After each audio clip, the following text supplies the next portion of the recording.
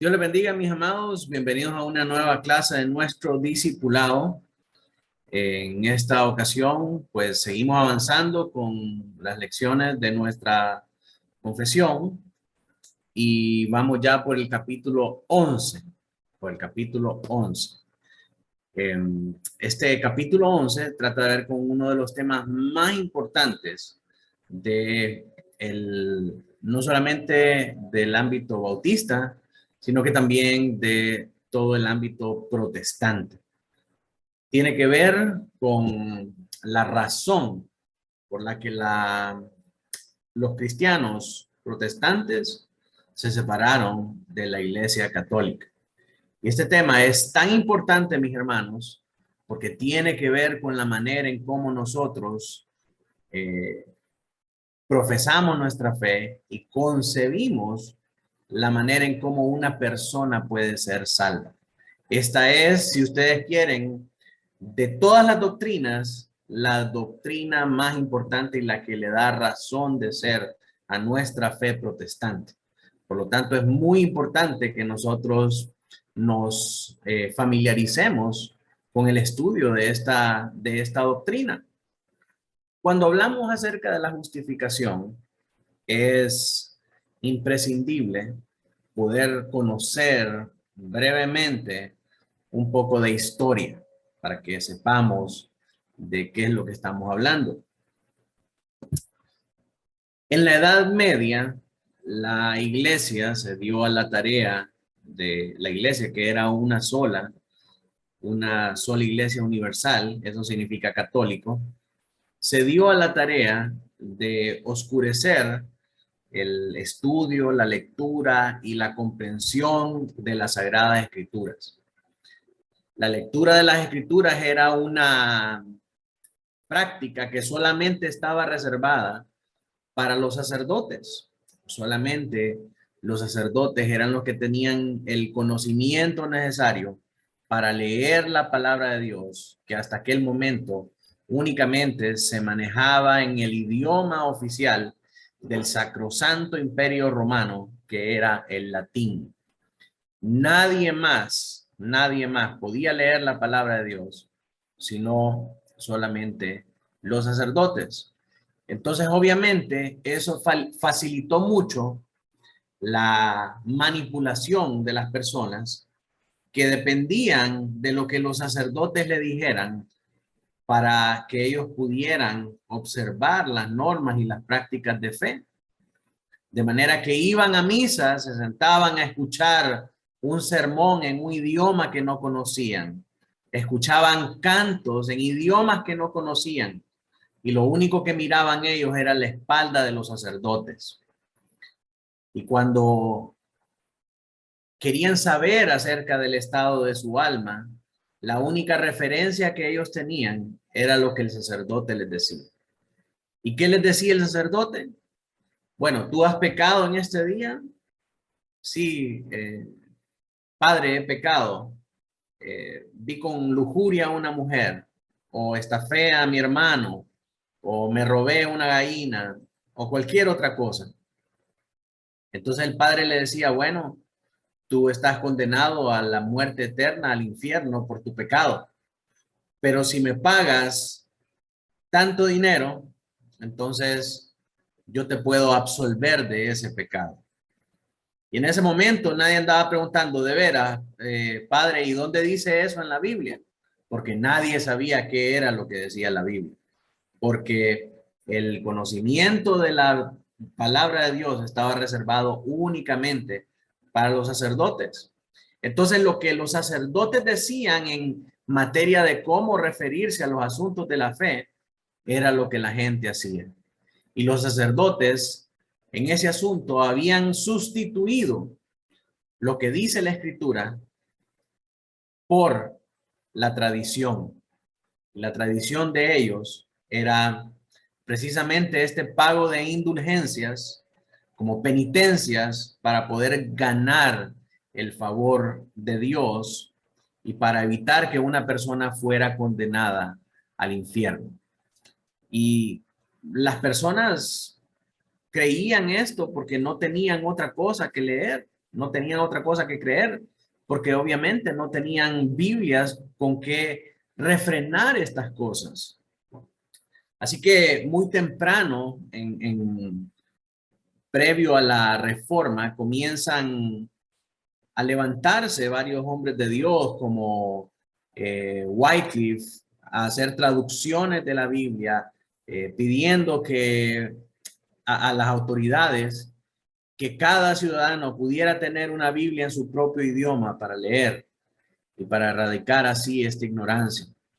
Hubieron también proto-reformadores como Jan Hus en el reino de Bohemia, que se levantó temprano en la historia a denunciar los abusos, los atropellos y las manipulaciones que se estaban llevando a cabo en la Iglesia Católica. Pero a pesar de todo el esfuerzo de estas personas, no fue sino que hasta el tiempo de la Reforma Protestante, 100 años después de que estos hombres empezaban a hacer esta bulla, que se levanta un hombre llamado Martín Lutero, un monje agustino, entrenado en las leyes, de profesión abogado, y leyendo su Biblia se da cuenta de que en la Biblia manifiesta que la manera en cómo una persona puede ser salva no es a través de sus obras, sino que es únicamente por la justicia que viene a través de la fe. Y a este conocimiento, a esta doctrina, a esta enseñanza, se le llamó la doctrina de la justificación, que básicamente contesta a la pregunta, ¿cómo puede un hombre ser salvo? ¿Cómo puede ser un hombre declarado justo delante de Dios? Si Dios está airado contra todos los pecadores todos los días, ¿cómo puede un hombre ser justo a los ojos de Dios? Martín Lutero concluyó que no era por el pago de indulgencias, que esa era una mala práctica que tenía que ser erradicada de la Iglesia Católica, que no podíamos estar manipulando a las personas con temor y llevándolas a pagar por el perdón de Dios, porque la fe no se compra.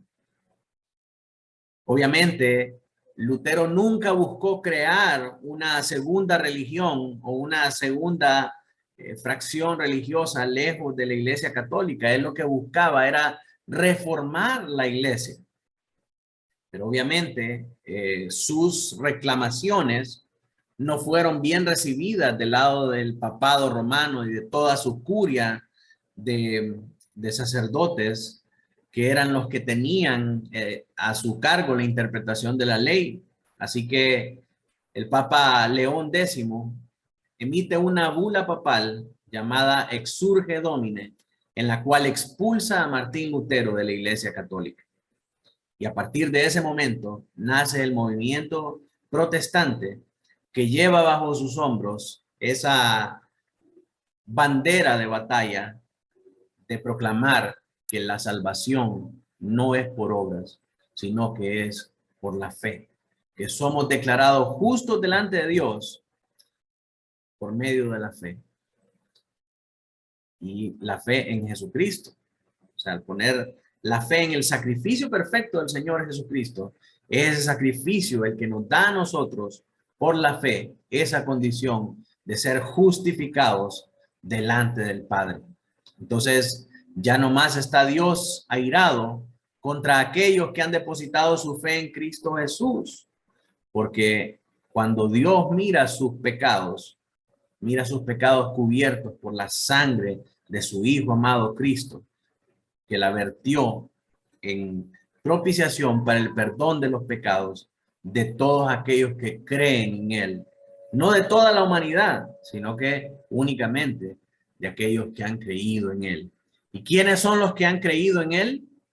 Bueno, los que fueron elegidos desde antes de la fundación del mundo, los que han sido llamados ahora por ese llamamiento eficaz que estudiamos en la lección anterior y que ahora son justificados, como vamos a ver en esta lección de ahora. Así que mis hermanos, con toda esa breve reseña, vamos a comenzar con nuestro con nuestro tema de esta noche, que es la justificación. La justificación. Solo déjenme aquí que quiero, aquí está. Listo. Entonces recordarán que tenemos el Ordo Salutis y tal como lo presenta nuestra confesión. Hablamos anteriormente acerca de la elección. En la clase pasada vimos el llamamiento eficaz y hablamos de la regeneración y la conversión. En esta clase vamos a ver la justificación, que es el acto por el cual el Padre nos declara justos en el Señor Jesucristo. Así que, para recordar algunos términos: elección, llamamiento eficaz, regeneración y conversión. Quiero saber si hay alguien que me puede decir qué es elección, que pueda levantar su mano.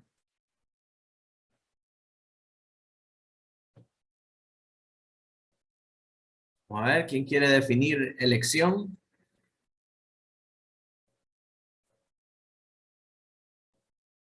Uno a la vez, por favor. No se peleen, que se va a caer la señal. A ver, ¿quién quiere decirme qué es elección? ¿Nadie? Le va a tocar dedocráticamente. ¿Será? Vamos a ver, Henry. Ok, la elección radica en ese acto eterno por parte de nuestro Dios. Y me recordaba, hoy casualmente estaba leyendo sobre la elección y en palabras de nuestro Señor Jesús, aquel texto donde dice, todo aquella planta que mi Padre no plantó será desarraigada. Entonces precisamente es eso, la elección soberana por parte de nuestro Dios desde el marco de la eternidad para aquellos que han de alcanzar salvación. Amén, excelente. Excelente. Martita, ¿qué es el llamamiento eficaz? Que el miedo que tenemos es que no sabemos usar las palabras, ¿va? Pero el llamamiento eficaz, hermano, es lo que todas las personas que Dios predestinó desde antes de la fundación del mundo, el Espíritu Santo hace la obra en cada uno y lo llama. Y es eficaz porque no podemos, o sea, no pide permiso. Él nos llama y nosotros accedemos a ese llamado. Bien. Robert, ¿qué es la regeneración? La regeneración, hermanos, es cuando al ser elegidos y al recibir el llamamiento, somos regenerados. ¿Qué significa esa regeneración? Es cuando la persona que ha sido llamada, espérate, hijo, empieza lo que es la, ¿cómo le diríamos? Ok. La regeneración de la persona inicia en ese momento cuando me estoy enchuvolando. Recordemos de que la regeneración no es de un solo, ¿va? Sino que es un proceso. Entonces, sí, la regeneración entonces, hermano, es, como le digo, al recibir el llamamiento, nosotros somos regenerados para poder hacer buenas obras. No sé, creo que me estoy confundiendo, me estoy enchivolando mucho. Sí, nuevo nacimiento. Vamos a escuchar a Gerard. Fui yo la que les... Marlene, cambio de corazón. Marlene. Sí, es el cambio, ¿verdad? De corazón. Bueno, Dios nos regenera a través del nuevo cambio en el corazón, ¿verdad? Permitiéndonos nosotros poder reconocer que somos pecadores, entonces Dios regenera y cambia ese corazón, ¿verdad? A uno nuevo, uno diferente. Y nos lleva luego pues a la conversión. Amén. Henry dijo ahí una palabra clave, que es la regeneración. Nuevo nacimiento, allá con Nicodemo. Amén, amén. El nuevo nacimiento. Como dice Marlene, ¿verdad? El proceso por el cual el Señor nos cambia el corazón de piedra que nos dice en Jeremías 31, y nos pone un corazón de carne, un corazón capaz de responder a los afectos del Padre y capaz de ver su propia pecaminosidad. Hermano, pero Ahora, es un cambio radical, ¿verdad? En la regeneración, que Robert decía que era pausado, ¿es radical o no? Según yo, sí. sí, sí, lo que sucede es de que, pues, progresivamente los cambios se van viendo en la vida de una persona, ¿verdad? Pero una vez que una persona nació de nuevo, ya no quiere ver nada con el pecado. Y lo que quizás tarda en confirmarse o lo que lleva un proceso en saber es la seguridad de salvación, ¿verdad? Una persona puede nacer de nuevo, puede estar alejado del pecado, pero quizás no está seguro de que sea salvo. La seguridad de salvación se va adquiriendo paulatinamente. Y en cuanto a la conversión, a ver quién vi a Dewey que tenía la mano por ahí levantada. Sí, sí, no, ya lo mencionaron, pastor, ¿yo para qué? La conversión, No, son broma. No, es el cambio, la regeneración es el cambio de naturaleza, de un corazón de piedra a un corazón de carne. Ya no somos más pecadores delante de Dios, solo somos justificados por medio de Jesucristo. amén. Y la conversión es apartarse de las cosas malas y volverse al Señor. Es lo que en la Biblia se menciona como el arrepentimiento, ¿verdad? Convertirse de sus malos caminos, volverse de toda su maldad. Entonces, bien, ya que estamos familiarizados con todos esos términos, vamos ahora a estudiar el capítulo 11 que tiene que ver con la justificación. Este capítulo se compone de 6 partes y cada una corresponde a los 6 párrafos del mismo capítulo y tienen que ver con la definición de la naturaleza de la justificación. El segundo párrafo tiene que ver con los medios instrumentales de justificación. El tercer párrafo con el designio regulador de la justificación. El cuarto con la ocasión específica de la justificación. El quinto con la equilibrada realidad de la justificación. Y el sexto con la uniformidad inmutable de la justificación. En el día de hoy vamos a ver los párrafos 1 y 2. La definición de la naturaleza de la justificación y los medios instrumentales de la justificación. Entonces, miremos el párrafo 1. ¿Quién me lo quiere leer? Robert. Párrafo 1. A quienes Dios llama eficazmente, también justifica gratuitamente, no infundiendo justicia en ellos, sino perdonándoles sus pecados y contando y aceptando sus personas como justas, no por nada obrando en ellos o hecho por ellos, sino solamente por causa de Cristo, no imputándoles la fe misma, ni la acción de creer, ni ninguna otra obediencia evangélica como justicia, sino imputándoles la obediencia activa de Cristo a toda la ley y su obediencia pasiva en su muerte para la completa y única justicia de ellos por la fe, la cual no tiene de sí mismos, es don de Dios. Amén. Amén.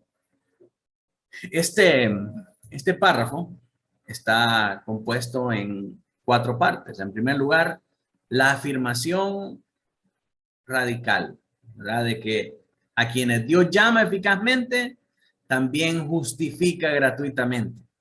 Aquí no hay tales de que sí Dios lo llamó, pero al final no lo justificó, se quedó el proceso a medias y no se completó. No, el que Dios llama justifica gratuitamente, ¿verdad? No es una situación de que tal vez más adelante puede que no. Es radical y es enfático. Si Dios ha llamado a una persona, Dios también va a justificar a esa persona. Entonces, la primera parte es esta afirmación radical acerca de la justificación. Quien ha sido llamado eficazmente va a ser justificado gratuitamente. Y mire qué interesante que la confesión se encarga de poner esta palabra gratuitamente acá después de justificación. Y eso lo hacen específicamente en contra de la enseñanza católica romana de que la salvación se podía comprar a través de las indulgencias. Entonces, nuestra confesión se encarga de poner un alto a esa situación y no dejar ni siquiera ninguna sombra de dudas al decir que la obra justificadora del Señor Jesucristo es completamente gratuita.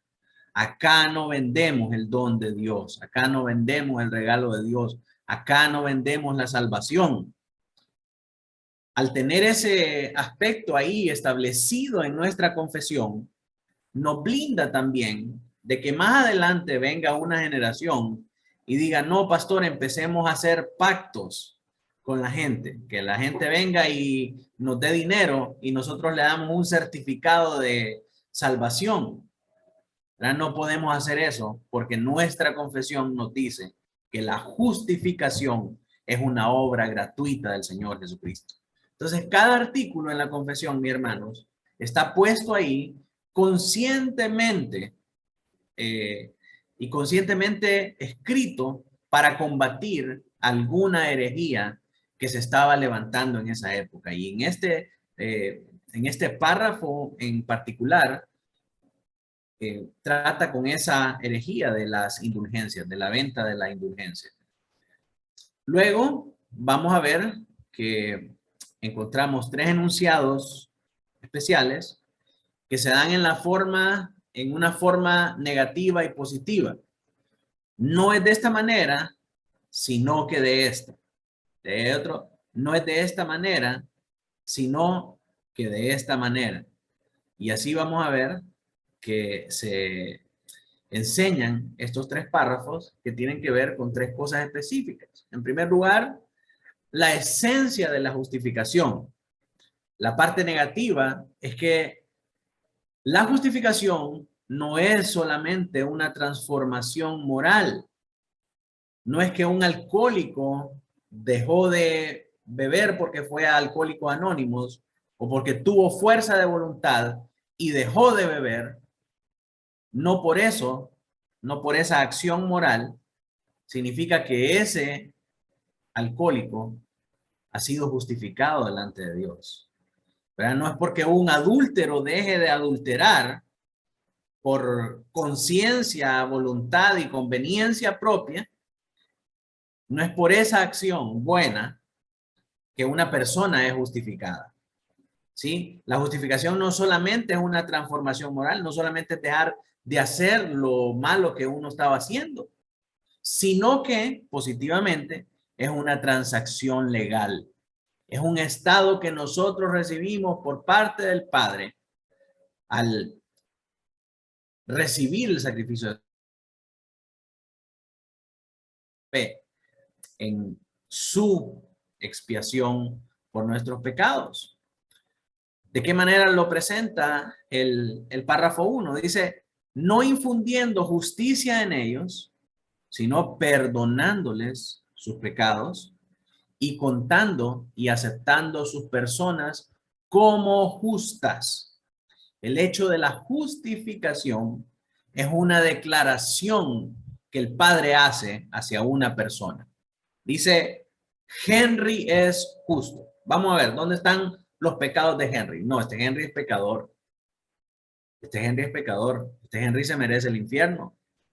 Pero Señor, Cristo pagó por él. A ver, enséñeme la cuenta. Ah, sí, es cierto. Efectivamente, Cristo pagó por él y Henry ha recibido el sacrificio de Cristo y ha puesto su fe para salvación en él. Entonces, Henry es inocente. Henry es justo. No merece el infierno, merece la vida eterna. Esa sentencia que dicta el Padre a favor de nosotros es el acto de la justificación. Henry entonces no es justificado porque Henry se arrepintió de sus pecados. Henry es justificado porque Cristo pagó por él. Y entonces el padre recibe ese pago por esa sentencia de Henry y lo declara justo. ¿Me doy a entender? Esa es la esencia entonces de la justificación. No es una transformación moral, porque entonces todas las personas que por su propia cuenta salen de los problemas, de los vicios, salen de las malas prácticas, todas esas personas pudieran ser justificadas. Y entonces, ¿cuál es la necesidad que hay de que Cristo haya muerto en la cruz del Calvario si podemos ser declarados justos por nuestras propias obras? ¿Cuál es la necesidad de que haya un cordero mediador entre Dios y nosotros? Un sacrificio que haya puesto su vida en rescate nuestro. ¿Cuál es la necesidad de eso? Si cualquiera que se arrepiente y deja de hacer las cosas malas puede lograr esa justificación. Entonces no es solamente una transformación moral, es una transacción legal que se lleva a cabo a través del sacrificio de Cristo. Amén. Amén. Amén. Ahora, algunos textos de prueba que nos hablan acerca de esa realidad, porque en teoría lo entendemos, pero queremos verlo en la Biblia, no solamente porque yo se lo diga, porque si solamente yo se lo dijera, estamos cayendo nuevamente en la situación de la iglesia del tiempo medieval, que estaba siendo manipulada y estaba siendo llevada únicamente por lo que decía el sacerdote y no porque dice la palabra del Señor, no por lo que dice la palabra del Señor. Entonces mi interés es que todo lo que yo les enseñe y todo lo que yo les diga pueda ser visto y entendido a la luz de la palabra del Señor y con una limpia conciencia pueda ser aprobado y considerado como cierto. Entonces, miremos lo que dice Romanos 4, del 5 al 7. Si me ayuda ahí la hermana Marlene. Romanos 4, del 5 al 7. Mas al que no obra, si no cree en aquel que justifica al impío, su fe le es contada por justicia. Como también David habla de la bienaventuranza del hombre, a quien Dios atribuye justicia sin obras, diciendo, bienaventurados aquellos cuyas iniquidades son perdonadas y cuyos pecados son cubiertos. Mas al que no obra, si no cree en aquel, cree, es la palabra pisti, que es poner su fe, pone su fe en aquel que justifica al impío. ¿Quién es el que justifica al impío? El Señor Jesucristo. Entonces esa fe que cree en aquel que justifica al impío, esa fe le es contada por justicia. Esa acción de ser contado por justicia es lo mismo que la palabra justificación, la acción por la cual una persona es declarado justo. Y pone ahí de ejemplo a David, que decía, bienaventurados aquellos cuyas iniquidades son perdonadas y cuyos pecados son cubiertos. ¿Por qué? ¿Por su propia justicia? ¿Por su propio bien moral? No, por aquel que es capaz de justificar al impío. Efesios 1:7, lo lee mi Henry. Efesios 1:7, en quien tenemos redención por su sangre, el perdón de pecados según las riquezas de su gracia. Amén. En su sangre tenemos nosotros la justificación. Así que la segunda parte de este versículo, de este párrafo, perdón, nos habla acerca de la base de la justificación. Vimos la esencia de la justificación, que no es una transformación moral, sino que es una transacción legal. Y ahora vemos la base de la justificación, que no es algo de nosotros, no es algo que nosotros hicimos, sino que es algo que Cristo hizo por nosotros. Aquí tenemos que entender que no somos salvos, hermanos, porque hicimos la oración del pecador. No somos salvos porque nosotros elegimos a Cristo. No somos salvos porque tomamos una decisión. No somos salvos porque llegamos a la iglesia. No somos salvos porque abrimos nuestra Biblia, porque somos buenos, porque somos más buenos que el vecino, que los primos, que la familia que anda en otras cosas que no agradan a Dios. No es por nosotros, sino que es por Cristo. Entonces, el aspecto negativo es que no es una obra de nosotros y el aspecto positivo es que es de Cristo. Y la confesión lo dice de esta manera: no por nada obrado en ellos o hecho por ellos, sino solamente por causa de Cristo. Tenemos algunos textos de prueba. Primera de Corintios 29 al 31. Me ayuda Robert. No, Robert ya leyó. Yo Helen, leo. Helen, vamos a darle chance a alguien más. 1 Corintios 1, 29 al 31. A fin de que nadie se jacte en su presencia, mas por él estéis vosotros en Cristo Jesús, el cual no ha sido hecho por Dios sabiduría, justificación, santificación y redención, para que, como está escrito, el que se gloria, gloriese en el Señor. Amén. Para que nadie se jacte, para que nadie diga por mí, porque soy bueno, porque soy santo, porque soy justo. Mas por él estáis vosotros en Cristo Jesús, el cual nos ha sido hecho por Dios sabiduría, justificación, santificación y redención. Si algún hombre tiene sabiduría, la tiene a causa de Jesús. Si algún hombre es justificado delante del Padre, es a causa de Jesús. Si algún hombre es santo y persevera en santidad, es por Jesús y no porque él es un santo. Y si un hombre es redimido del pecado, es a causa de Jesús y no por él mismo. Así que nadie puede jactarse en su presencia, porque todo esto que nosotros podemos hacer, lo hacemos porque estamos en Cristo Jesús. Porque como está escrito, el que se gloría, gloríese en el Señor. Por eso a mí cuando me dicen, pastor, qué buen mensaje, hermano, gloria al Señor, porque no es de mis habilidades, no es de mi elocuencia, no es de nada que yo merezca, sino que es únicamente por el Señor en mí. Si alguien le dice, hermano, pero usted cómo ha perseverado en la fe, gloria al Señor, hermano, es por el Señor que está en mí. Si alguien le dice, pero hermano, usted cómo cambió de ser un vicioso y botado y ahora es un hombre santo que está en la iglesia, no es por mí, hermano, es por el Señor que está en mí. Y yo me glorío en el Señor y en el poder de su fuerza, como decía Pablo. Así que ninguno de nosotros puede jactarse de sí mismo, sino que todo lo que nosotros podemos hacer es en Jesucristo. Nada es de nosotros, todo es del Señor, toda la gloria es del Señor. Romanos 5, del 16 al 19, si me ayuda hermana Laura. Y con el don no sucede como en el caso de aquel uno que pecó, porque ciertamente el juicio vino a causa de un solo pecado para condenación, pero el don vino a causa de muchas transgresiones para justificación. Pues si por la transgresión de uno solo reinó la muerte, mucho más reinarán en vida por uno solo, Jesucristo, los que reciben la abundancia de la gracia y del don de la justicia. El don de la justicia, por lo que se conoce como la justificación. Y ese don de la justicia, ustedes van a ver que siempre está atado a Jesucristo. Donde está Jesucristo, ahí hay justificación. No puede haber justificación si no está relacionada con el Señor Jesucristo. Porque solamente en el Señor Jesucristo nosotros tenemos esa justificación. Así que vemos en el verso 18, hermana Laura.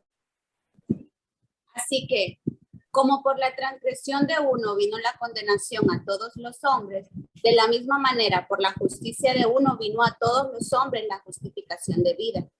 Porque así como por la desobediencia de un hombre, los muchos fueron constituidos pecadores, así también por la obediencia de uno, los muchos serán constituidos justos. Entonces puede ver que no es por nada que usted haya hecho, sino que es por la justicia de uno. Se dice por los pecados y por las faltas y por las transgresiones de muchos, pero por la justicia de uno vino la justificación de vida. Y usted va a ver que todos estos versos que nosotros estamos leyendo y citando hablan continuamente de justificación. Justificación no es un término que se inventaron los pastores que se inventaron los reformadores, que se inventaron los bautistas. Es un término que está en la Biblia y que nos ayuda a nosotros a entender la manera en cómo somos declarados justos delante del Señor. Y este verso lo que nos dice acá es que no es por nada que nosotros hayamos hecho, sino únicamente por la justicia de aquel que fue obediente a Dios. Por esa justicia de él, a nosotros nos vino la justicia, porque de lo contrario, lo que nosotros éramos era unos desobedientes y pecadores, destituidos de la gloria de Dios. Entonces nuestras buenas obras no tenían la capacidad para salvarnos a nosotros. La tercera parte de este versículo, de este párrafo, perdón, es el método de la justificación. ¿Cómo es que se aplica esta justicia a nosotros? La parte negativa dice, no imputándonos la fe misma. No imputándonos la fe misma o la obediencia evangélica como nuestra justicia. La parte positiva es imputándonos obediencia activa y pasiva de Cristo. Es decir, el Señor no nos pone a nosotros, no nos imputa la fe, porque la fe es algo que brota de nosotros a causa de la nueva vida en Él, a causa del nuevo nacimiento. Lo que Él nos imputa a nuestra vida es la vida en perfecta obediencia activa y pasiva que vivió Él, por la cual ganó la justicia del Padre, ganó el beneplácito del Padre para nosotros. Y ahora esa obediencia con la que Él cumplió es aplicada a nosotros. Y nosotros la recibimos por la fe. Miren lo que dice la confesión. No imputándoles la fe misma, ni la acción de creer, ni ninguna otra obediencia evangélica como justicia, sino imputándoles la obediencia activa a toda ley y la obediencia pasiva en su muerte para la completa y única justicia de ellos por la fe, la cual tienen no de sí mismos, es don de Dios. Miremos algunos textos de prueba acerca de esto. Creo que uno de los clásicos, sí, Efesios 2, del 8 al 9. Mi hermano Noé, si lo puede leer ahí para nosotros. Porque por gracia sois salvos por medio de la fe, y esto no de vosotros, pues es don de Dios, no por obras, para que nadie se gloríe. Amén. Somos salvos por medio de la fe, que no es de nosotros, sino que es un don de Dios, y no por obras para que nadie se gloríe. Filipenses 3:9, hermana Carlota. Filipenses 3:9, y ser hallado en él, no teniendo mi propia justicia, que es por la ley, sino la que es por la fe de Cristo, la justicia que es de Dios por la fe. La justicia que es de Dios por la fe.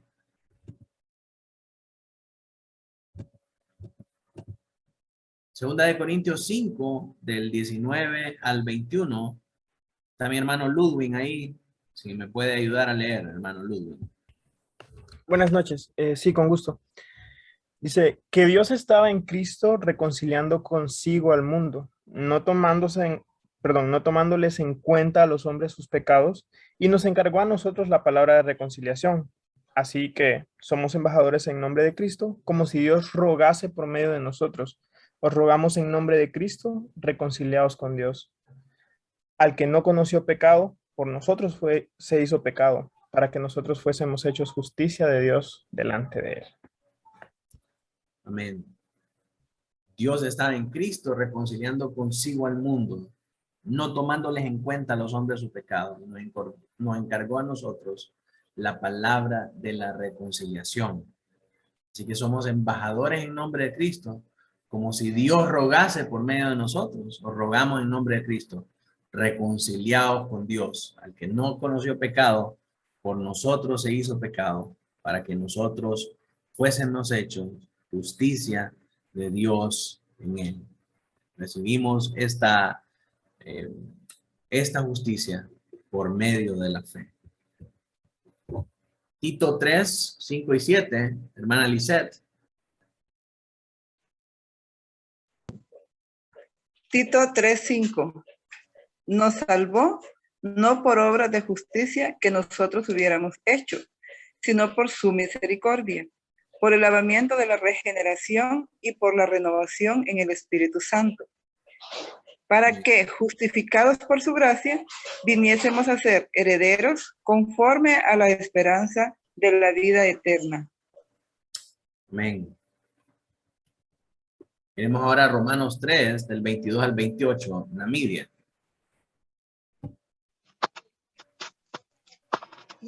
La justicia de Dios por medio de la fe en Jesucristo, para todos los que creen en Él, porque no hay diferencia, por cuanto todos pecaron y están destituidos de la gloria de Dios, siendo justificados gratuitamente por su gracia, mediante la redención que es Cristo Jesús. Amén. 25.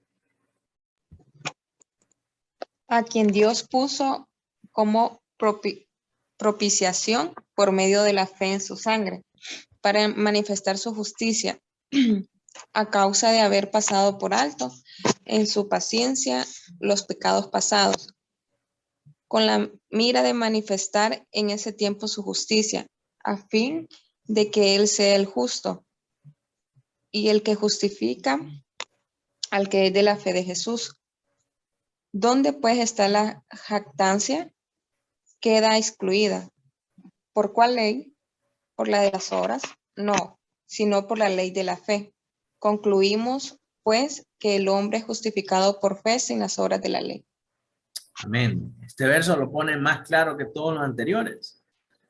A fin de que Él sea el justo. Y Él es el que justifica al que es de la fe de Jesús. ¿Dónde puede estar la jactancia? Es decir, ¿quién puede decir, soy justificado por mis buenas obras?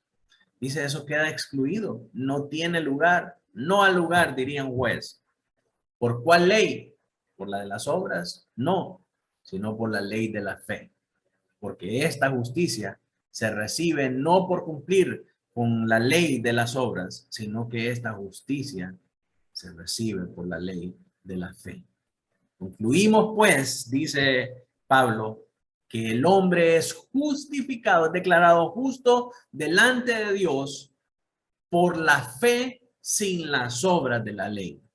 Ya ahí el católico que quiera seguir pensando que es justificado delante del Padre por irse de rodillas, orándole a la Virgen, está completamente fuera de todo lo que dice la Escritura y está en una práctica directamente opuesta a lo que la Biblia nos dice. El hombre es justificado por fe sin las obras de la ley. ¿Qué cosa más podemos alegar contra eso? Jeremías 23:6. Carlita, creo que está por ahí.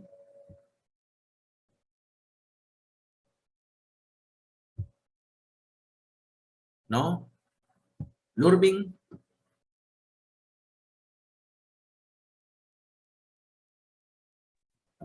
Jeremías 23:3.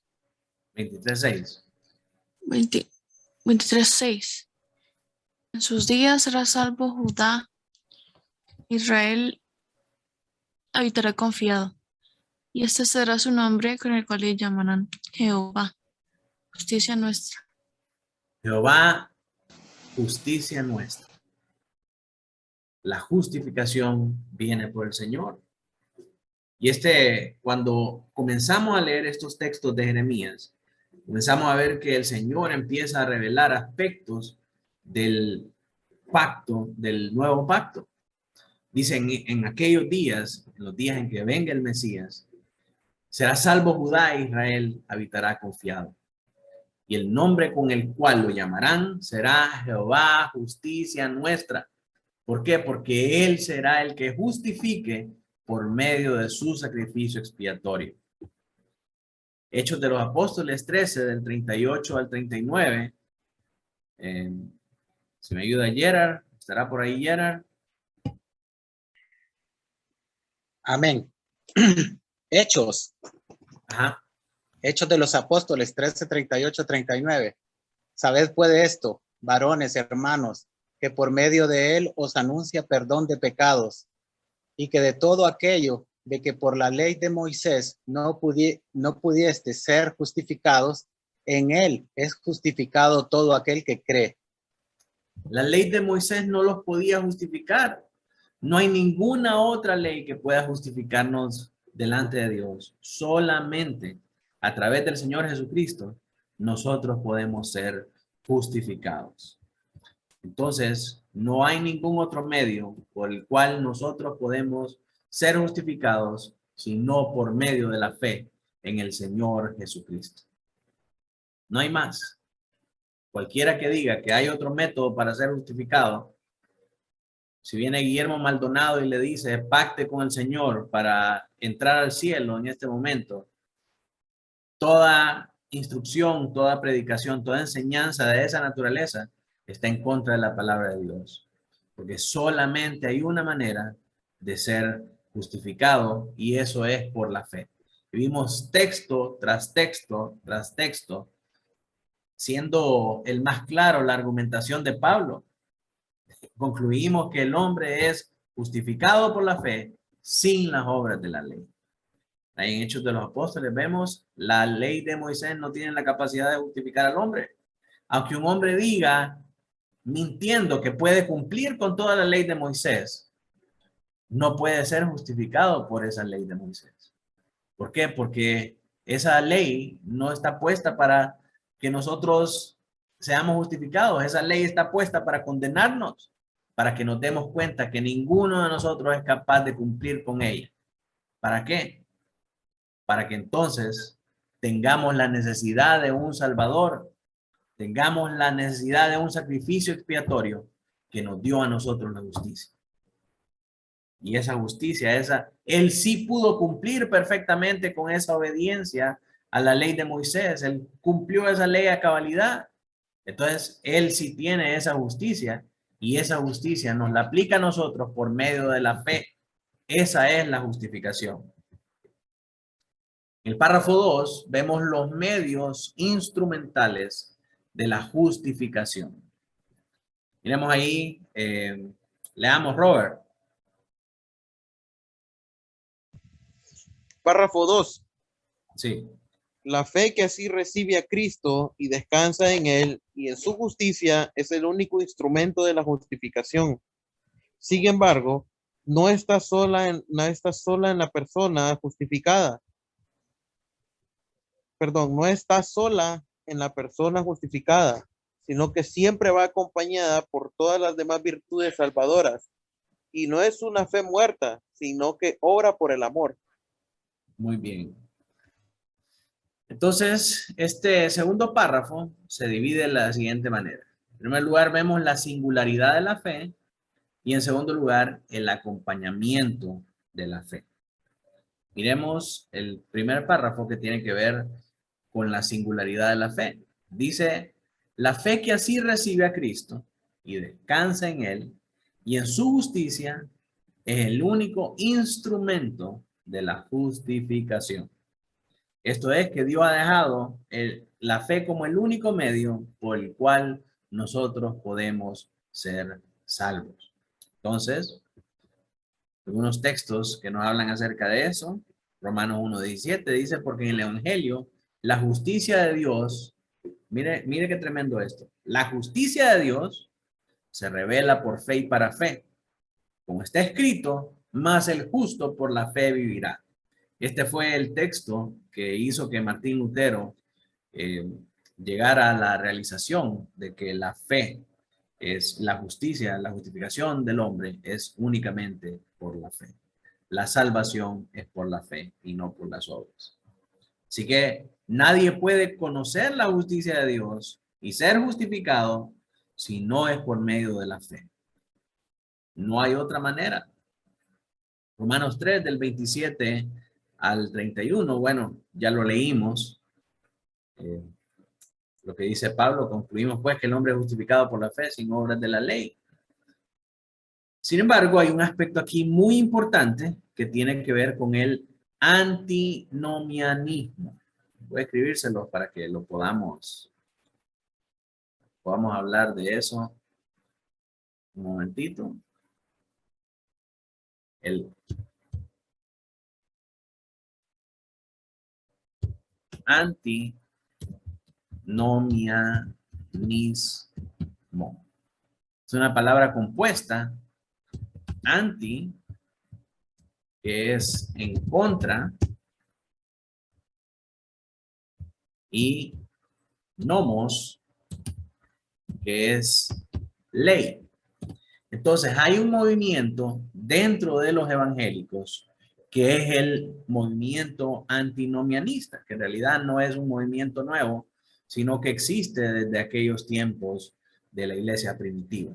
Y estos antinominianos, o en contra de la ley, lo que expresan y lo que dicen es que toda la ley del Antiguo Testamento ya fue abolida y esa ley ya no tiene ninguna cabida en la iglesia del Nuevo Testamento porque Cristo en su gracia suprimió toda la ley y entonces ahora lo que importa es la gracia, el perdón, el amor y la misericordia. Ya no estamos atados a cumplir leyes, porque en la gracia de Dios, Dios permite todo, Dios es amor y Dios perdona todo y su misericordia se extiende a todos los hombres. Entonces, los antinominianos no quieren saber nada de la ley porque quedó abolida después de la resurrección de Cristo. Y en realidad eso no es así. ¿Por qué razón? Ya lo hemos hablado en otras ocasiones, pero vamos a mencionarlo una vez más. La razón por la que la ley no puede estar abolida es porque en el compendio de la ley que el Señor le dio a Moisés, habían 3 categorías de leyes. Estaban las leyes ceremoniales. Bueno, en primer lugar, la ley moral, que es la base de el conocimiento del bien y el mal del hombre, comprendido en los 10 mandamientos. La ley ceremonial, que se refería a todos los ritos, sacrificios y situaciones que tenían que ver con el sacerdocio y con el perdón de los pecados del pueblo. Y las leyes civiles. Entonces, la ley moral, que se refiere a los 10 mandamientos, la ley moral es eterna. ¿Por qué? Porque nunca se va a abolir el hecho de que el Señor es nuestro único Dios. El Señor es el Dios verdadero. De que no tenemos que rendirnos ante otros dioses. De que no tenemos que usar su nombre en vano. De que tenemos que guardar el día del Señor. Que tenemos que honrar padre y madre. Que no tenemos que matar, no tenemos que robar, no tenemos que adulterar, no tenemos que codiciar. Esas cosas son eternas. ¿O es que ya el Señor abolió las leyes y ya no tenemos que cumplir con esas cosas? Esas cosas son eternas porque son la base moral del bien y el mal que nosotros conocemos de parte de Dios. Si no tuviéramos esta ley, fuéramos iguales a los animales. La ley ceremonial es todo aquello que tenía que ver con los sacerdotes, con el sacerdocio levítico, que era una sombra y figura del sacerdocio de Cristo. Todo lo que ellos hacían es lo que hizo el Señor Jesucristo. En el libro de Hebreos nos muestra que Jesús como sacerdote ofreció de una vez y para siempre un sacrificio capaz de expiar por los pecados pasados, presentes y futuros de aquellos que pusieran su fe en él. Y el tercer compendio de leyes son las leyes civiles que tenían que ver con el Estado de Israel en el desierto. ¿Sí? Estas leyes civiles son transitorias porque ellos iban a entrar a Canaán. Y por ejemplo, habían leyes en este compendio de leyes civiles que decían que si alguien quería hacer sus necesidades, tenía que salir fuera del campamento, llevar una estaca, cavar un hoyo, hacer ahí sus necesidades y luego cubrir esas necesidades con la misma estaca. Esta ley quedó abolida inmediatamente que ellos llegaron a Canaán, porque ya no era necesario hacer eso de esa manera. Y mucho más cuando ya estaban organizados como monarquía. Estas leyes del desierto no se aplicaban ahí a ese estado. También, cuando Jesucristo murió y resucitó, ya no era necesario el sacerdocio levítico, porque ya tuvimos un sacerdote que ofreció un sacrificio de una vez y para siempre por nosotros, y que ese sacrificio fue suficiente para pagar nuestros pecados pasados, presentes y futuros. Por lo tanto, no hay necesidad de un sacerdocio levítico. Entonces, estas dos leyes quedaron abolidas después de la resurrección de Cristo. Pero los 10 mandamientos permanecen como la base de nuestra moralidad. Y esto es lo que los antinomianistas no quieren recibir como cierto, y a lo que ellos se oponen. Entonces aquí en este capítulo que estamos leyendo de Romanos, vemos un caso que presenta Pablo para decir que la ley no está abolida. Entonces, miren lo que dice a partir del verso 29. ¿Es Dios solamente Dios de los judíos? ¿No es también Dios de los gentiles? Ciertamente, también de los gentiles, porque Dios es uno, y Él justificará por la fe a los de la circuncisión y por medio de la fe a los de la incircuncisión. Luego, por la fe invalidamos la ley. La ley aquí se refiere a los 10 mandamientos. Dice, en ninguna manera invalidamos la ley, sino que confirmamos la ley. Porque si no tenemos la ley, hermanos, no podemos declararnos culpables. No podemos declararnos pecadores. La ley sirve para condenarnos y para llevarnos a darnos cuenta de que necesitamos un Salvador porque somos incapaces de cumplirla. Entonces el argumento de los antinomianistas de que la ley no está vigente para el pueblo del Nuevo Testamento, para el pueblo del Nuevo Pacto, es totalmente inválido, porque esa ley es necesaria ahora más que nunca para hacernos ver nuestro propio pecado, nuestra propia falta. Es el elemento indispensable para la promoción del evangelio. Cuando nosotros salimos y anunciamos el evangelio por las calles, no andamos ofreciendo una promesa de que si viene a Cristo, su vida va a ser mejor, porque esa es una mentira, es una falacia.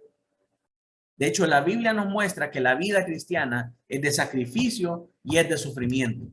Entonces, ¿qué podemos ofrecerle a la gente para que el evangelio resulte atractivo y vengan ellos a la fe? Nada, porque no es una cuestión de que tenemos que promocionar. No les ofrecemos nada que sea atractivo.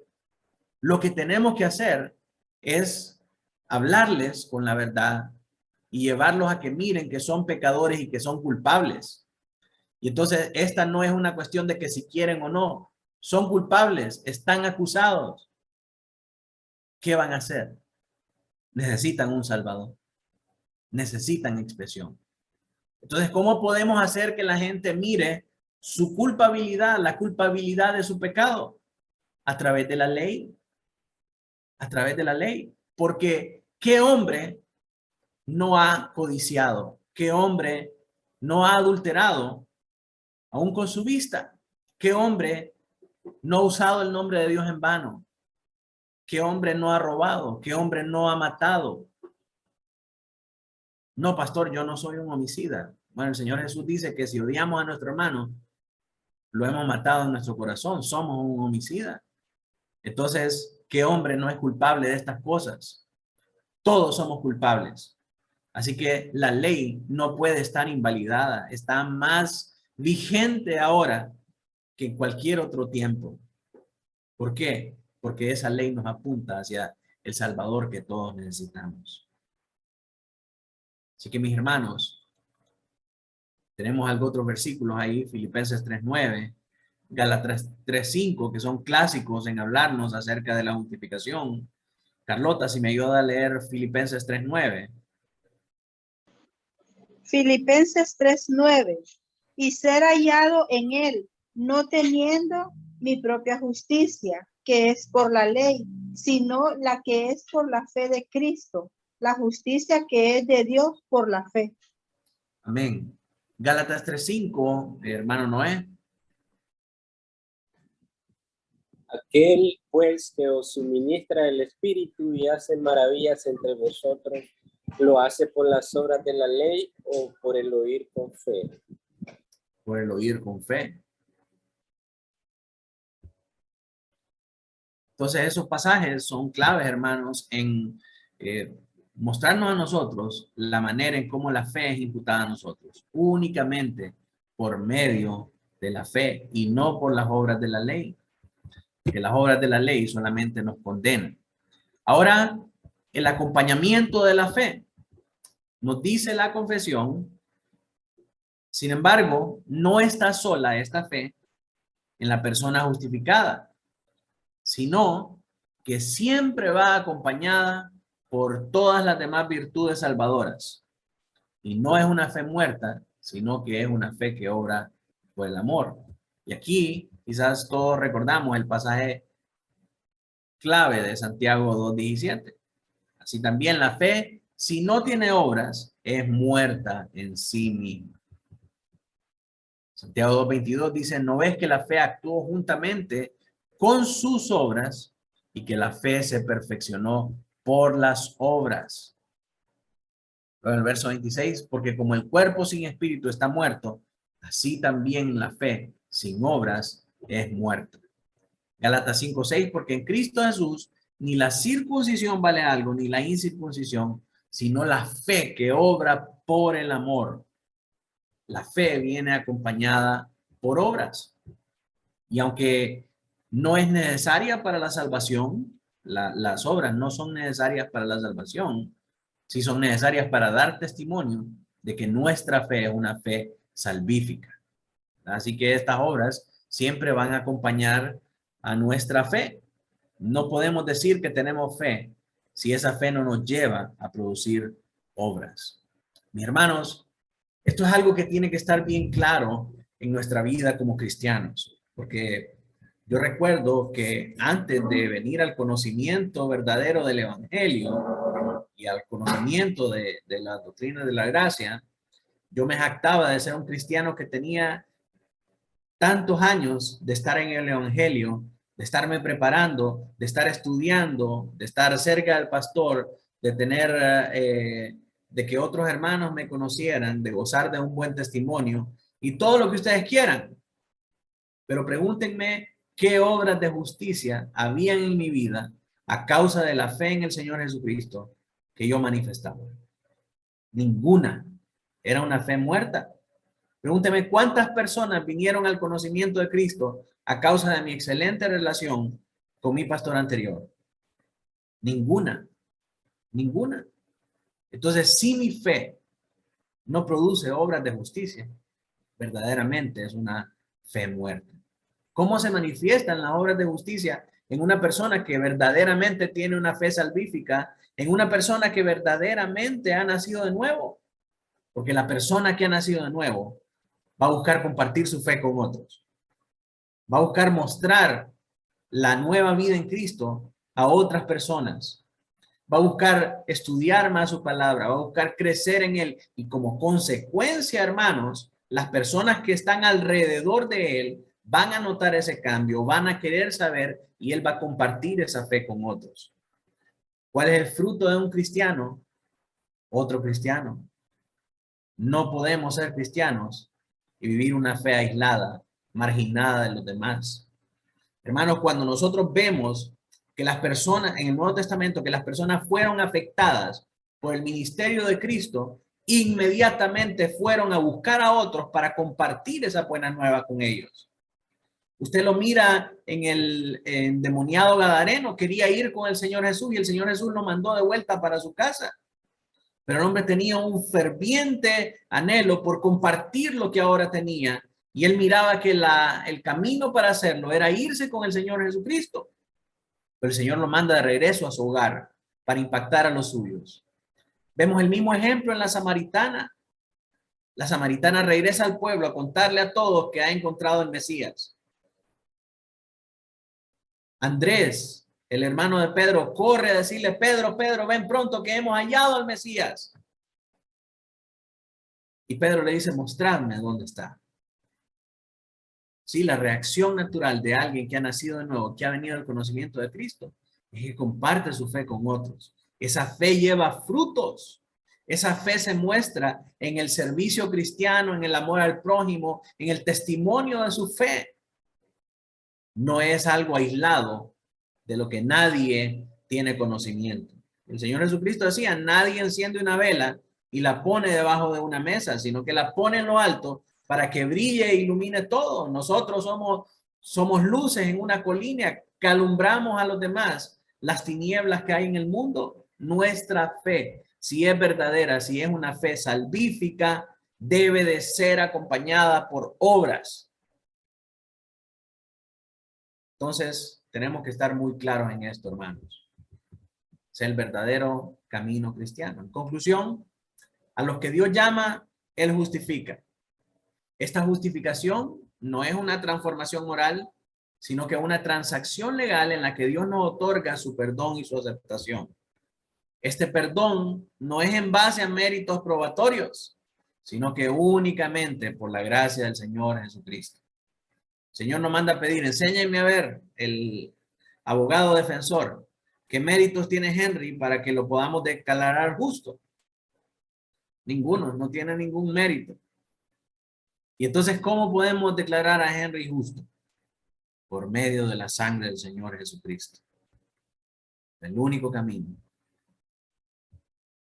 La manera en la que esto se lleva a cabo es a través de la imputación. No de la fe, sino de la obediencia activa y pasiva de Cristo. Imputar es un término jurídico que se utiliza cuando se acusa a alguien de un delito. Es como que estamos agarrando de un lado y poniendo en otro, ¿sí? Entonces, lo que se lleva a cabo, la transacción legal que se lleva a cabo en la justificación, es que el Señor agarra nuestros pecados y se los pone a Cristo, y agarra la justicia de Cristo y nos la pone a nosotros. ¿Sí? Ese término se llama imputación. Los cargos que nos eran imputados a nosotros, ahora le son imputados al Señor Jesucristo. Y la justicia que fue hallada en el Señor Jesucristo, la justicia perfecta que fue hallada en el Señor Jesucristo, ahora se nos es imputada a nosotros. Entonces, no fue nada que nosotros hicimos, simplemente agarraron la justicia de Cristo y la aplicaron a nosotros. Y ahora nosotros recibimos esa justicia por la fe. El único instrumento de la justificación es la fe. No hay otro. No hay indulgencias, no hay pactos, no hay absolutamente nada que nos pueda ganar el derecho de ser declarados justos delante de Dios, sino que solamente la fe en el Señor Jesucristo. Esa fe viene acompañada de otras gracias que testifican acerca de la obra de justificación en la vida del creyente. En caso contrario, nos dice Santiago, sería una fe muerta. Así que algunas aplicaciones acerca de estas verdades. El conocimiento de la justificación delante de Dios es por la imputación de su justicia y no por nuestras obras. Perdón, el conocimiento de que la justificación delante de Dios es porque se nos fue imputada su justicia y no por nuestras obras, debería llevarnos a nosotros a conducir nuestras vidas en total agradecimiento por su gracia y sujeción a su soberanía. Porque ¿quién de nosotros podía decir este sí y este no? Sino que solo el Señor Jesucristo. Y gracias a Él, en su soberanía, decidió que los que estamos aquí en esta noche hayamos podido ser imputados con esa justicia. Que no todos lo han sido. Si no hubiera sido de esta manera, no hubiéramos podido ser salvos. No existe nada que podamos hacer nosotros para salvarnos a nosotros mismos y ser declarados justos delante de Dios. Que aún nuestras buenas obras son como trapos de inmundicia delante de Él, dice Isaías 64:6. Esta verdad, aunque es chocante para todos aquellos que les gusta pensar que son buenas personas, es liberadora para los que hemos sido convencidos de nuestros pecados. Pues no tenemos que hacer nada más que esperar la sentencia, que por los méritos de Cristo en la cruz del Calvario, esa sentencia es tetelestai, consumado es. La deuda ha sido pagada en su totalidad y ahora solo tenemos que recibir ese sacrificio por la fe. Y es por eso que ahora nuestros corazones desbordantes de acción de gracias deben brotar abundantemente las buenas obras. De ese corazón que está desbordando con acción de gracia, deben brotar de manera abundante las buenas obras, evidenciando que estas obras no es que son necesarias para la salvación, porque nadie se salva por obras, pero son necesarias para testificar de una nueva vida en Cristo. No podemos seguir viviendo con el pensamiento de que somos salvos porque somos buenos y que nos vamos a ir al cielo porque todos somos hijos de Dios. Debemos estar conscientes que debemos estar conscientes de nuestra maldad y buscar cada día su perdón y su santificación, sabiendo que toda cosa buena que suceda en nuestra vida es un regalo de su gracia, totalmente inmerecido. Efesios 2, del 8 al 10. Porque por gracia sois salvos por medio de la fe. Y esto no de vosotros, pues es don de Dios. No por obras para que nadie se gloríe, porque somos hechura suya, creados en Cristo Jesús para buenas obras, las cuales Dios preparó de antemano para que anduviésemos en ellas. Amén y amén. Amén. Bien, mis hermanos, quisiera saber si hay alguna pregunta con respecto al tema, algo que no haya quedado claro.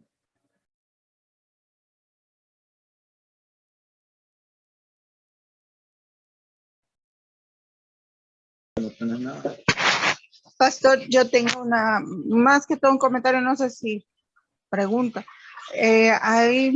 No sé si estoy equivocada, pero muchas iglesias de la prosperidad ven como que la ley ya fue abolida. Uh-huh.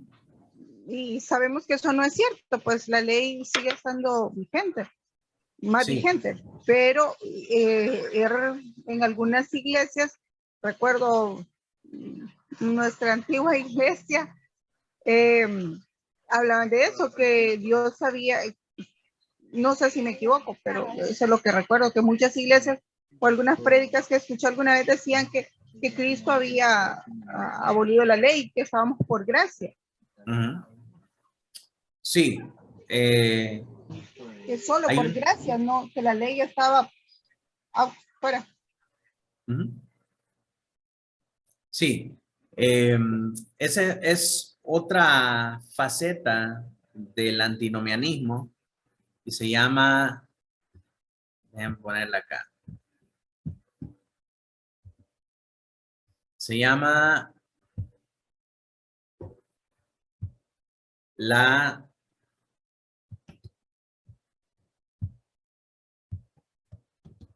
teología del nuevo pacto. A ver. Sí. En inglés, New Covenant Theology. Y ellos lo que dicen es que es algo que es, esta teología del nuevo pacto es bien popular en las iglesias bautistas del sur, que son más liberales y que no son confesionalistas, porque ellas tienen su propia confesión, que es la fe y el mensaje bautista que fue ratificado en el año 2000. Entonces, esta confesión de fe solo tiene como 12 artículos, algo así, y deja por fuera algunas de las grandes discusiones teológicas que se dieron entre los bautistas particulares del siglo XVI. Pero esta teología del nuevo pacto lo que dice es que el Señor Jesús abolió toda la ley en el Antiguo Testamento. Con su muerte y su resurrección, esa ley quedó abolida. La ley de Moisés ya no tiene cabida. Y lo que ellos creen es que Jesús en el Sermón del Monte volvió a dar una nueva ley. Pero en esa ley, el único mandamiento, miren qué cosa, miren cómo va la cosa. Miren por dónde va. Todos los mandamientos que están en la ley moral que nosotros encontramos en Éxodo 20, el Señor Jesús lo vuelve a repetir cuando dice, oísteis que fue dicho, no matarás, mas yo digo que cualquiera que odiara a su hermano ya es un homicida. Entonces, cuando el Señor Jesús está enseñando otra vez todos esos mandamientos, los refrenda todos los mandamientos de la ley de Moisés, menos uno, el día del Señor. Entonces, estos promotores de la teología del nuevo pacto dicen, la ley que está vigente es la ley que el Señor Jesucristo dio en el Sermón del Monte. Y en ese Sermón del Monte, el Señor refrenda todos los mandamientos de la ley de Moisés, menos el día del Señor. Entonces, de esta manera, se le fue restando importancia a la observancia del día del Señor, porque el Señor no lo menciona en las leyes que Él está refrendando ahí en ese discurso del Sermón del Monte. Pero inmediatamente después vemos un pasaje ahí en el relato de los evangelios que el Señor dice, para que sepáis que yo soy el Señor del día de reposo. Entonces, pues eso ellos no lo cuentan ahí y utilizan bien antojadizamente esa interpretación para decir que todos los mandamientos están refrendados menos el del día de reposo, ¿verdad? No sé qué harán con esa declaración del Señor Jesucristo, pero esta interpretación ha llevado a que muchas de las iglesias bautistas del sur sean más liberales en cuanto a su fe y práctica y que caigan incluso en muchos errores doctrinales, permitiendo corrientes ideológicas del evangelio de la prosperidad. Hay muchas iglesias que nosotros estamos viendo que los pastores ahora son coaches, que los pastores ahora son consultores, que son influencers y que han adoptado las iglesias también todas las costumbres de las iglesias pentecostales. El escenario oscurecido, los efectos especiales, las luces, la música que manipula las emociones y toda esa cuestión. Y todo esto ocurre a causa de esta interpretación que trae esta teología del nuevo pacto. Así que no sé si eso contesta su pregunta, hermana Carla. Sí, pastor. Muchas gracias. Sí, al final es una forma de antinomianismo un poco más sutil, ¿verdad? No es que nos oponemos a que, no es que decimos que la ley está obsoleta o que está descalificada, sino que es una nueva ley en la que solamente hay 9 mandamientos y no se incluye el día del Señor.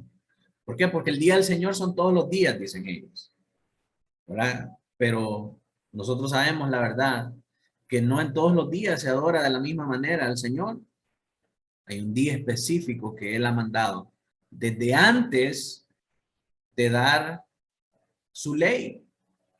Este es un precepto eterno que Él estableció al momento de hacer su creación.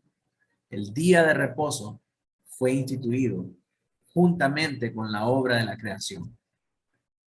El séptimo día, el Señor descansó. Esa fue la institución del día de reposo. No fue con la ley de Moisés. En la ley de Moisés fue ratificada. Fue ratificada en la ley de Moisés y fue ratificada nuevamente por Cristo cuando dice, para que sepáis que yo soy el Señor del día de reposo. Sí, mis hermanos, esa es la realidad de muchas iglesias hoy en día.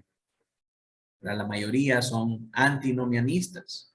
Y muchos de los que han salido atropellados por pastores autoritarios, en el momento en que miran la firmeza nuestra por afirmar la validez de la ley moral, se sienten amenazados y sienten que están viviendo más de lo mismo de lo que venían huyendo.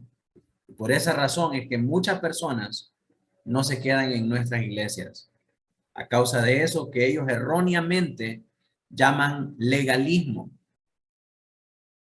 Para ellos cumplir la ley, guardar los mandamientos, es legalismo.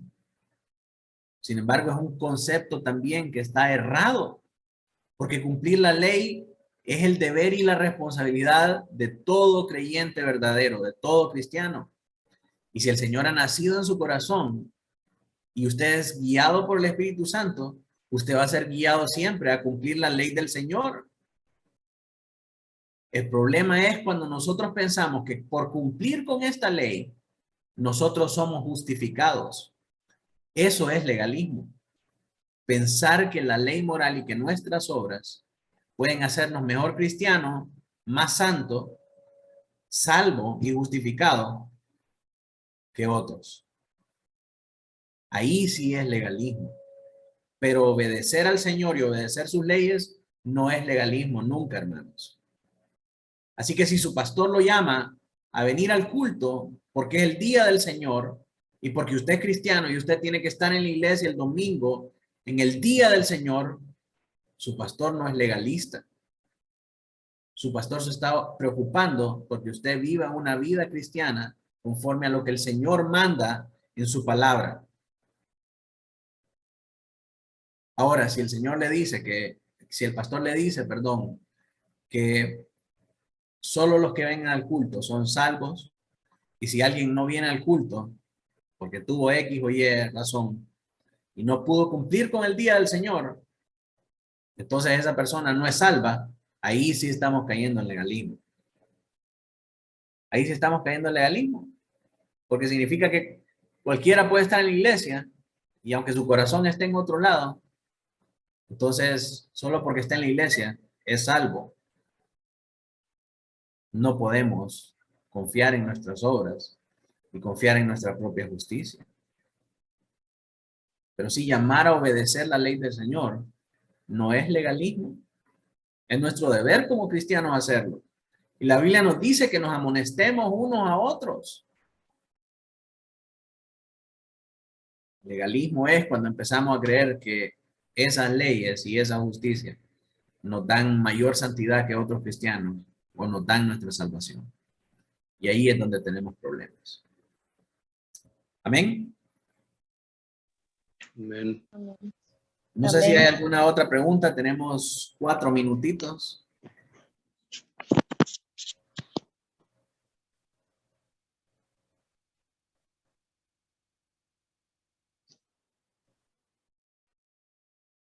¿Todo bien? Ludwig, Namibia. Quisiera saber si tienen alguna pregunta. Por ahora no, pastor. Gracias. Bueno, gloria al Señor. Pastor, yo solo quería agregar algo con la hermana Carla. Pues yo tengo una hermana que ella asiste a una iglesia de la prosperidad y siempre me hace muchas preguntas, como le comentaba la vez pasada. Y a veces pienso, ¿será que de la iglesia de ella la mandan a buscar las ideas de la secta, ¿verdad? Porque según ellos, uno es el que está equivocado. Y ella siempre me dice, pero para vos tal cosa es de la ley. Y para vos, ¿qué pensás? Entonces yo siempre le digo, la Biblia dice esto, ¿verdad? No soy yo.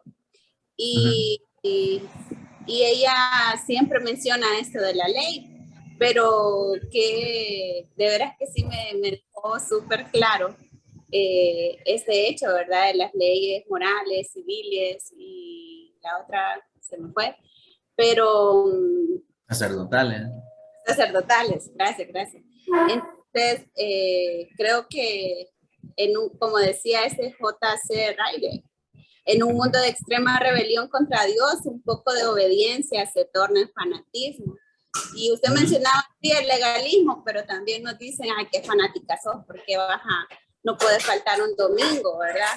Y qué tanto que celebran un día del Señor. Entonces, para la gente eso es absurdo, pero cuando hemos estado ahogados en nuestros delitos y pecados, nadie viene a nosotros y nos dice, oye, me estás mal, sino que más bien es algo normal. Y cuando intento hacer algo que para ellos es locura, ¿verdad? Pero para nosotros es obediencia, eso sí, es apuntado, eso sí, está incorrecto y ya pertenece a algo sectario. Y pues con el mundo nunca vamos a estar en paz, ¿verdad? Pero sí está en nosotros esa dedicación de poder obedecer, cueste lo que cueste. Amén, amén, hermana. No podemos esperar que otros estén de acuerdo con las cosas que nosotros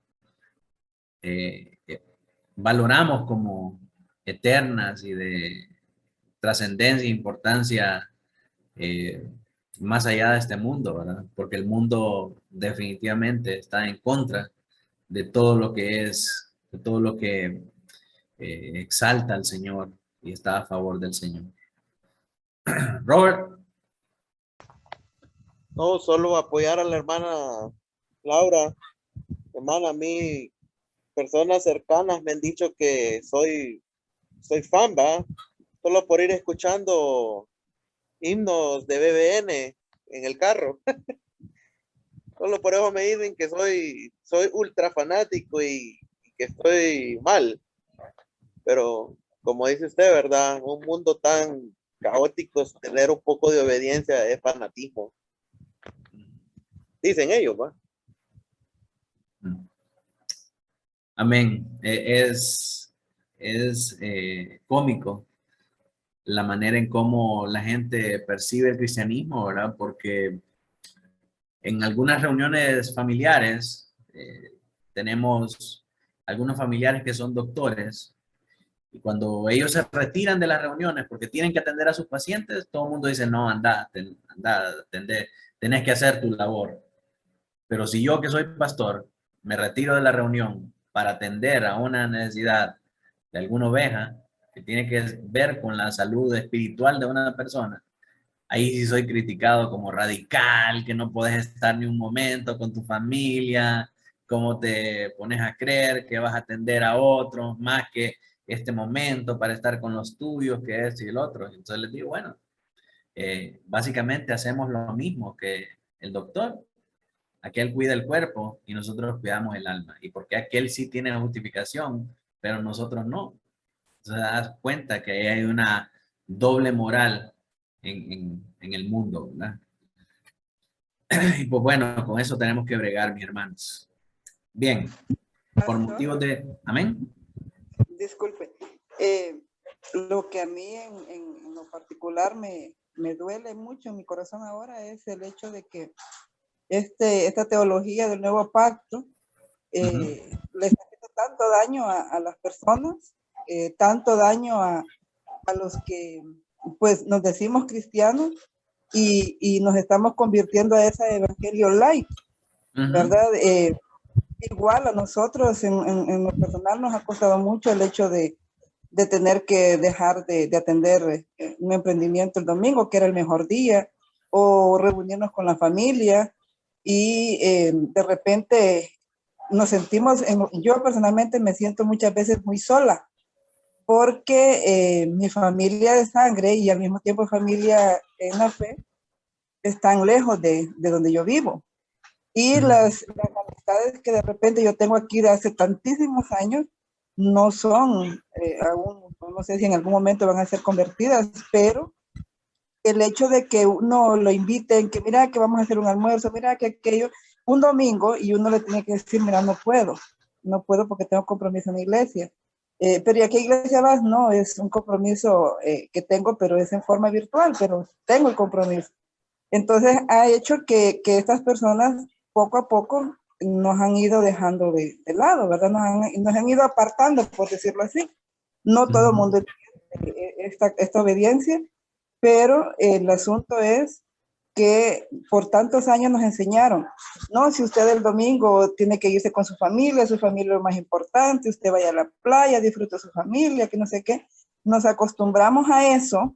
Nosotros somos con mi esposa somos muy pro familia, nos acostumbramos a eso y este cambio a ser obedientes a la palabra, no solo a una parte de ella, pues entonces ha sido pues, de repente chocante. Pero esto que yo veo en nuestra vida familiar, lo veo en muchas familias, ¿verdad? Donde el respeto por el Día del Señor y las actividades que hay que hacer no se dan, no son importantes. O decir, no, yo ya fui suficientes domingos, ahora que vayan los nuevos. Y cuestiones así, ¿verdad? Entonces sí, nos están vendiendo un evangelio light que al final nos va a llevar a la perdición, lastimosamente. Entonces eso sí me da mucho dolor en mi corazón. Sí, totalmente, hermana. Y es cierto eso que usted dice, ¿verdad? Muchas personas que dicen, no, ya fui 3 domingos seguidos, necesito darme un break de la iglesia porque el domingo es día de reposo también, ¿verdad? Día de reposo, pero de reposo espiritual.